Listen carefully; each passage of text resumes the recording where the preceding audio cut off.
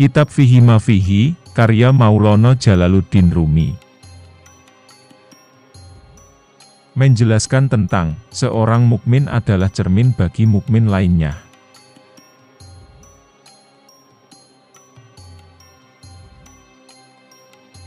Perkataan ini ditujukan untuk orang yang membutuhkan kata-kata untuk memahami. Tapi bagi orang yang sudah bisa memahami tanpa harus berbicara, apa gunanya berbicara?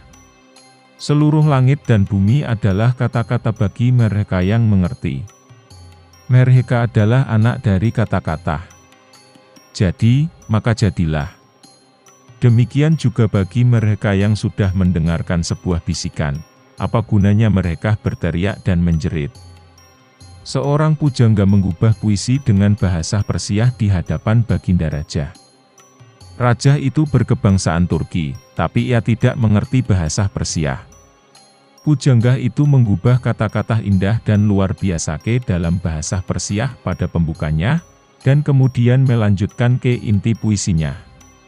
Ketika sang raja menduduki singgasananya, diiringi anggota Dewan Kerajaan, para gubernur dan menteri-menteri, sang pujangga beranjak dan mulai mendeklamasikan puisinya. Sang raja selalu menganggukkan kepalanya di setiap alinea sebagai tanda acungan jempol kepada sang pujangga. Di setiap alinea itu, ia tampak terkagum-kagum karena takjubnya, dan sebagai tanda tawaduknya ia perhatikan dengan serius lantunan puisi itu. Para anggota Dewan Kerajaan keheranan dan bertanya-tanya. Raja kita tidak mengetahui satu kata pun dalam bahasa Persia. Bagaimana dia bisa menganggukkan kepala sesuai dengan lantunan puisi di majelis tadi? Bisa jadi beliau memang sudah mengetahui bahasa Persia selama bertahun-tahun tapi kita tidak mengetahuinya. Jika kita pernah mengucapkan kata-kata yang tidak pantas dalam bahasa Persia, celakalah kita. Sang raja memiliki seorang budak kesayangan. Para anggota Dewan Kerajaan memanggil budak itu dan memberinya seekor kuda, bagal, dan sejumlah uang, dan mereka juga berjanji akan memberikan hadiah lainnya. Kemudian mereka berkata, "Coba kamu cari tahu apakah Baginda Raja bisa berbahasa Persia atau tidak.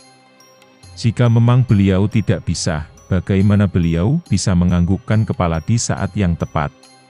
Apakah itu karomah ataukah ilham dari Tuhan?" Akhirnya, tibalah pada suatu hari di mana sang budak mendapatkan kesempatan untuk menjalankan tugas dari para anggota dewan. Sang raja sedang keluar untuk berburu dan si budak menganggap bahwa rajanya sedang dalam suasana hati yang baik, karena memperoleh banyak hasil buruan. Maka bertanyalah budak itu tanpa berbelit-belit. Sontak sang raja tertawa meledak-ledak. "Demi Allah, aku tidak mengerti bahasa Persia," kata raja. "Adapun mengenai anggukan kepalaku itu, karena aku mengerti maksud dari susunan puisi yang dideklamasikan pujangga itu, makanya aku menganggukkan kepala sebagai bentuk apresiasi kepadanya." Sekarang bisa dipahami, bahwa akar dari materi adalah tujuan yang diharapkan. Puisi itu hanyalah cabang dari tujuan, meskipun tujuannya tidak ada dalam kandungan puisi tersebut. Jika yang dilihat adalah tujuannya, maka dualisme akan hilang. Karena dualisme hanya terjadi dalam cabang, sementara akarnya tetap satu. Sama halnya dengan syekh-syekh sufi. Meski dalam penampilan luar, keadaan, perilaku, dan perkataan mereka berbeda, tapi mereka semua memiliki satu tujuan yang sama, yaitu mencari Tuhan. Contoh lainnya adalah angin. Ketika angin berhembus di istana, ia akan mengangkat ujung-ujung karpet, membuat berantakan dan gerakan pada karpet-karpet itu. Lalu menerbangkan batang dan jerami ke udara, mengibaskan permukaan air hingga nampak seperti anting-anting yang serupa baju baja, serta membuat pepohonan, dahan-dahan, dan dedaunan menari. Semua itu seolah menjadi hal-hal yang berbeda, akan tetapi dari perspektif tujuan, akar, dan realitasnya, semua itu adalah satu hal, yaitu hembusan angin. Salah seorang dari mereka berkata, "Aku telah melalaikan tujuan sejati itu." Maulana Rumi menjawab, Ketika pikiran ini menghampiri benak manusia, kemudian ia menegur dirinya sendiri seraya berkata, "Ah, apa yang aku lakukan, mengapa aku melakukan semua ini?" Maka, ini menjadi bukti cinta dan perhatian Allah kepadanya. Salah seorang dari mereka berkata, "Aku telah melalaikan tujuan sejati itu." Maulana Rumi menjawab, ketika pikiran ini menghampiri benak manusia, kemudian ia menegur dirinya sendiri seraya berkata, "Ah, apa yang aku lakukan, mengapa aku melakukan semua ini?" Maka, ini menjadi bukti cinta dan perhatian Allah kepadanya. Hal itu karena teguran hanya diberikan pada orang-orang yang dikasihi, dan tak pernah ada teguran bagi orang asing. Teguran juga memiliki tingkatan yang berbeda-beda. Ketika seseorang merasakan sakitnya teguran, dan mendapatkan sebuah informasi baru darinya, itu pertanda bahwa Allah mencintai dan menyayangi mereka. Namun jika seseorang mendapatkan teguran, tapi tak merasakan pedihnya, maka ini bukanlah pertanda cinta. Sama halnya, ketika sebuah karpet dipukul-pukul dengan sebatang kayu, untuk membersihkan debu yang melekat padanya. Maka, orang yang bijak tidak akan menyebutnya sebagai sebuah teguran. Namun jika seseorang memukul anak atau kekasihnya, maka itu disebut dengan teguran, yang mana teguran itu adalah bukti kasih sayangnya. Oleh karena itu, selama kamu masih menemukan rasa sakit dan kekecewaan dalam dirimu, maka itu adalah bukti sayang dan cinta Allah padamu. Jika kamu melihat aib pada diri saudaramu, maka sejatinya, aib yang kamu lihat itu adalah aibmu juga. Sufi sejati itu seperti sebuah cermin, di mana di dalamnya, kamu melihat gambarmu sendiri, karena seorang mukmin adalah cermin bagi mukmin lainnya. Jauhkanlah aib itu darimu, karena sesuatu yang menyakitkan dalam diri mereka, juga akan menyakitkan dirimu. Kemudian beliau melanjutkan ucapannya. Seekor gajah dibimbing menuju sumber mata air untuk minum. Ketika gajah itu melihat bayangan dirinya di permukaan air, ia berlari menjauh. Gajah itu mengira bahwa ia berlari karena ada gajah lain yang datang, padahal sesungguhnya, ia menghindari dirinya sendiri. Ketika sifat-sifat buruk seperti kezaliman, kebencian, kecemburuan, ketamakan, keras hati, dan kesombongan ada dalam dirimu, kamu tidak merasa sakit karenanya. Tapi ketika kamu melihatnya ada pada diri orang lain, maka kau akan menghindar dan merasa sakit karenanya. Seseorang tidak akan terganggu ketika ia terkena kudis atau bisul. Ia akan mencelupkan tangannya yang terkena penyakit itu ke dalam sup, lalu menjilati jemarinya, tanpa merasa jijik sama sekali. Namun, ketika ia melihat bekas bisul atau sedikit luka gores di tangan orang lain, ia menghindari makanan itu dan tidak mau mencicipinya. Sifat-sifat buruk itu, seperti kudis dan bisul. Pada saat sifat-sifat itu ada pada dirinya, ia tak merasa tersakiti. Namun, ketika ia melihat sifat-sifat itu ada pada tubuh orang lain, ia justru merasa tersakiti dan menjauhi orang tersebut. Seandainya kamu menjauhi saudaramu, lantas bagaimana jika nanti, justru saudaramu yang menjauhimu, dan merasa jijik pada penyakitmu? Rasa jijik yang kamu tampakkan pada saudaramu itu adalah pemberitahuan baginya, sebab perasaanmu itu muncul karena kau melihat aibnya, dan dengan demikian, dia bisa melihat aibnya sendiri. Nabi Muhammad telah bersabda, "Seorang mukmin adalah cermin bagi mukmin lainnya." Beliau tidak bersabda, "Seorang kafir adalah cermin bagi orang mukmin." Mengapa orang kafir tak memiliki karakter itu? Sebab ia bukan cerminan bagi yang lain, ia hanya melihat dirinya dalam cermin. Alkisah, seorang raja yang sedang bersedih hati duduk di tepi sungai. Para petinggi menjadi sangat takut kepadanya. Belum ada seorang pun yang mengetahui alasan kesedihan rajanya itu. Sang raja memiliki seorang penghibur yang sangat disayanginya. Para petinggi tersebut membuat kesepakatan dengan si penghibur. Jika kamu bisa membuat raja tertawa, kami akan memberimu sejumlah uang. Penghibur itu mendekati sang raja, namun sekeras apapun penghibur berusaha, sang raja tetap tidak memedulikannya, padahal ia hendak mempertontonkan wajah lucunya pada sang raja untuk membuatnya tertawa. Alkisah, seorang raja yang sedang bersedih hati duduk di tepi sungai. Para petinggi menjadi sangat takut kepadanya. Belum ada seorang pun yang mengetahui alasan kesedihan rajanya itu. Sang raja memiliki seorang penghibur yang sangat disayanginya. Para petinggi tersebut membuat kesepakatan dengan si penghibur. Jika kamu bisa membuat raja tertawa, kami akan memberimu sejumlah uang.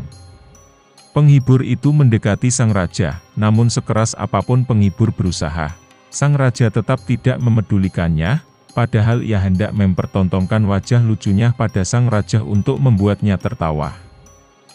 Begitu juga halnya denganmu. Jika kamu melihat sesuatu dalam diri hambamu yang menyakitkanmu, sesungguhnya mereka juga tidak buta.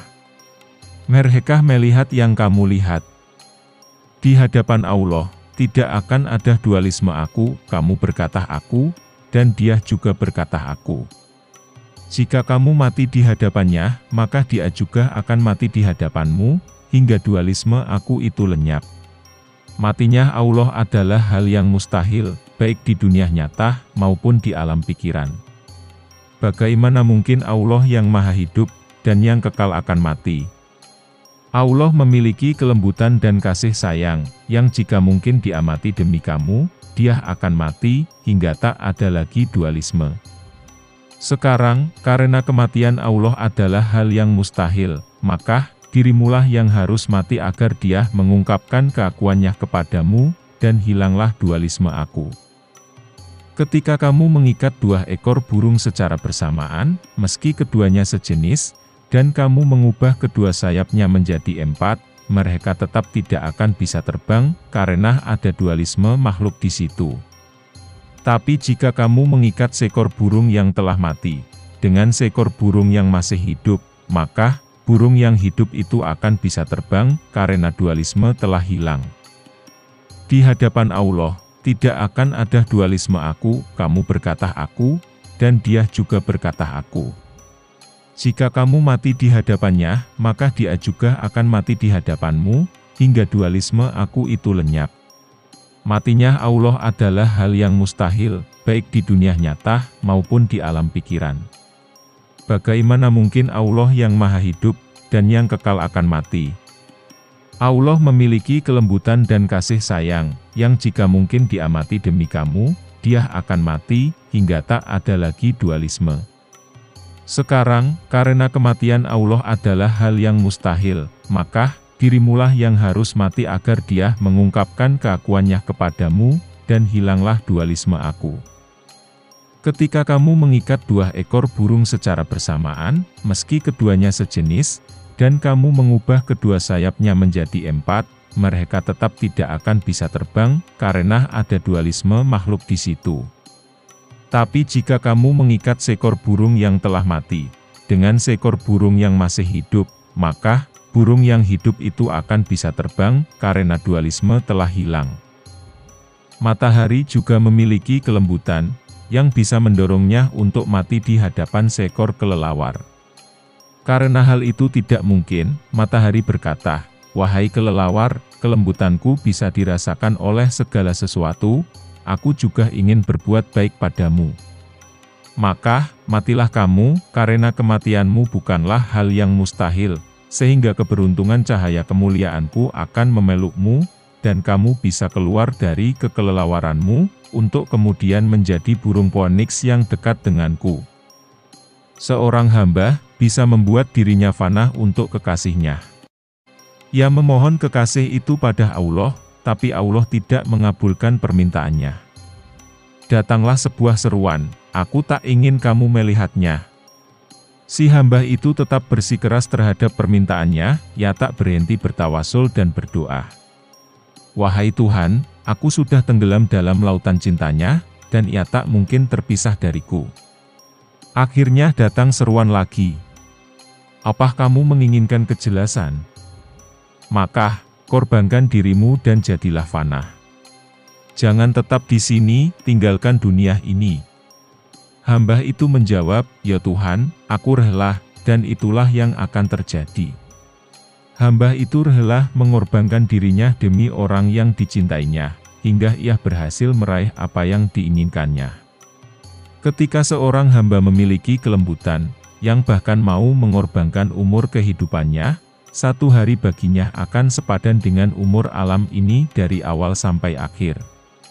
Bukankah Allah juga memiliki kelembutan seperti yang dimiliki hamba itu? Hal yang demikian tentu tidak mustahil. Fanahnya Allah lah yang mustahil. Maka tidak ada jalan lain selain kamu sendiri yang harus membuat dirimu fana. Seorang datang dengan membawa beban berat, dan duduk di atas lampu salah satu wali besar.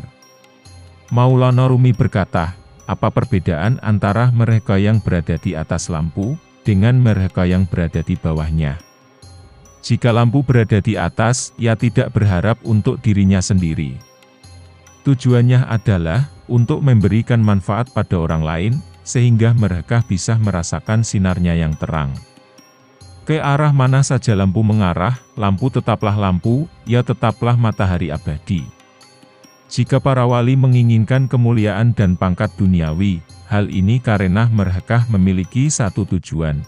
Mereka berhasrat untuk memburu para ahli duniawi, yang berteman dengan dunia, yang tidak memiliki pandangan tentang kedudukan hakiki seperti yang dilihat para wali, untuk kemudian mencoba membuat mereka menemukan jalan menuju kedudukan hakiki itu, dan menjadi teman akhirat. Demikian juga, Nabi Muhammad SAW tidak menaklukkan Mekah dan kota-kota di sekelilingnya, lantaran beliau membutuhkannya. Beliau menaklukkan kota-kota itu untuk memberikan kehidupan pada semua manusia, dan memuliakan mereka dengan cahaya. Ini adalah tangan yang terbiasa untuk memberi, ia tidak terbiasa untuk meminta.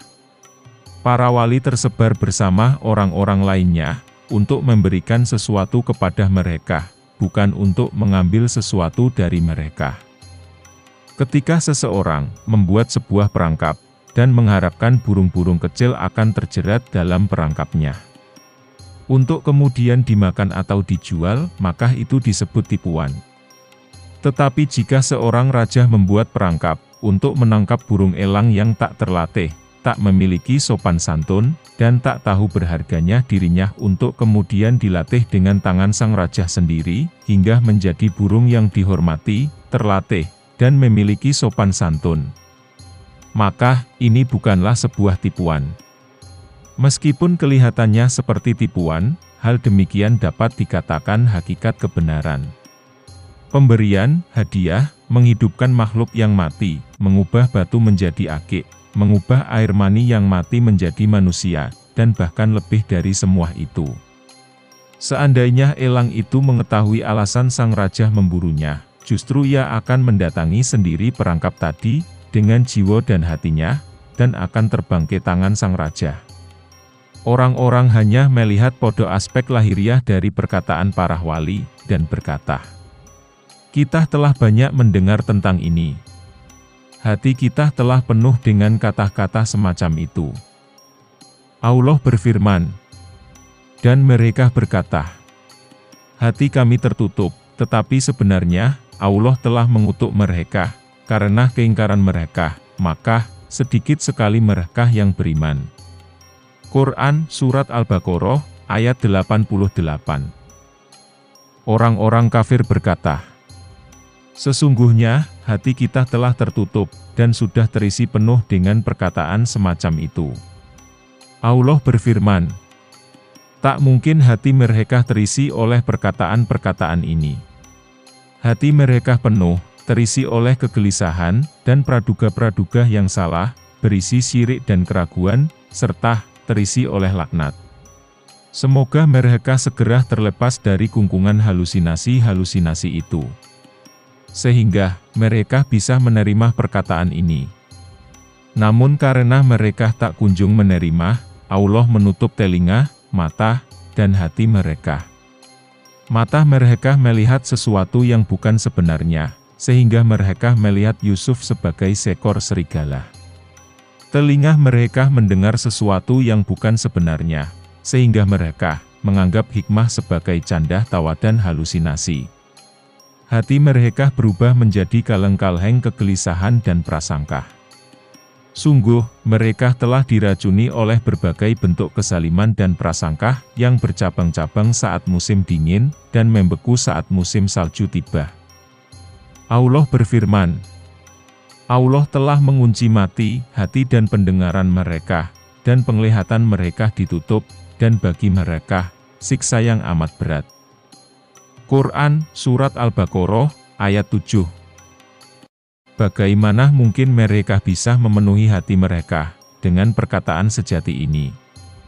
Bahkan baunya saja, mereka tidak bisa menciumnya. Mereka tak akan pernah sempat mendengar sepanjang hidupnya. Bukan hanya mereka yang akan mengalami hal demikian, tapi siapa saja yang selalu berbangga-bangga dengan dirinya sendiri, serta leluhur mereka yang tak tertolong. Perkataan itu adalah bejana yang diperlihatkan oleh Allah kepada sebagian dari mereka, dalam keadaan terisi penuh dengan air, sehingga mereka bisa meneguk dan melepas dahaga. Allah juga memperlihatkan bejana itu pada sebagian yang lain, tapi dalam keadaan kosong. Ketika yang terjadi adalah yang kedua, rasa syukur apa yang bisa diberikan seseorang demi sebuah bejana kosong? Hanya mereka yang mendapatkan bejana berisi air, yang akan menemukan rasa syukur atas berkah itu.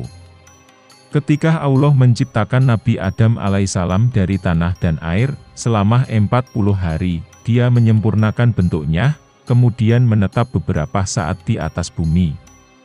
Iblis kemudian turun dan masuk ke dalam hati Adam, mengitari seluruh aliran darahnya, menelitinya, dan kemudian menyimpulkan bahwa pembuluh dan urat syaraf manusia berisi darah dan campuran-campuran lainnya. Kemudian berkata, "Oh, tidak ada tanda-tanda bahwa iblis yang kulihat di sisi singgasana, Arsy akan muncul. Jika iblis muncul dalam pembuluh dan urat manusia, maka inilah jadinya."